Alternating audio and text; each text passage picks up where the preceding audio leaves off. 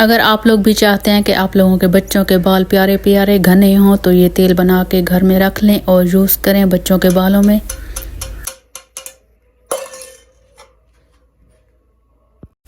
अल्लाहुम्मा सल्ली व सल्लिम व बारिक अला सय्यिदना मुहम्मद व अला आलिहि व सहाबिही अजमईन।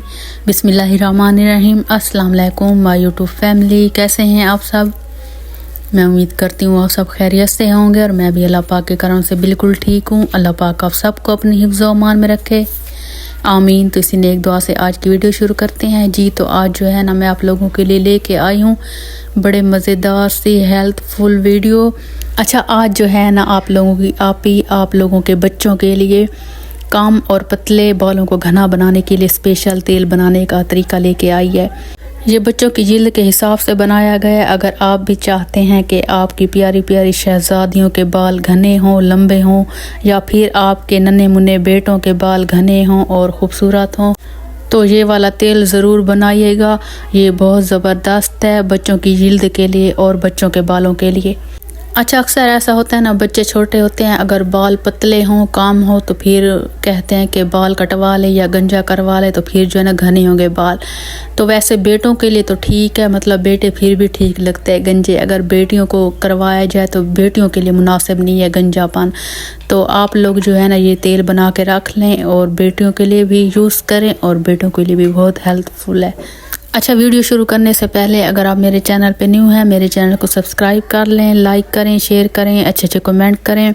अल्लाह पाक आप सबको अपने हिफ्ज़ व अमान में रखे, आमीन। अगर सब्सक्राइब किया हुआ है तो आप लोगों से रिक्वेस्ट है मेरी वीडियो को फुल वॉच करें। चलिए जी स्टार्ट करते हैं यहाँ पे तेल बनाना। जी जनाब, तो यहाँ पे हम लोगों ने लेना है सबसे पहले देसी घी। देसी घी के जो है ना मैंने 2 चम्मच लेने हैं और पैन में ऐड करने हैं। उसके बाद जो है ना मेथी दाना और जो बादाम मैंने छीले थे ना उनको मैंने क्रश करके रख लिया है और इसमें जो है ना मैं ऐड करूँगी इस पैन में। और तब तक पकाएंगे जब तक बादाम जो है ना और मेथी दाना ब्लैक नहीं हो जाएंगे।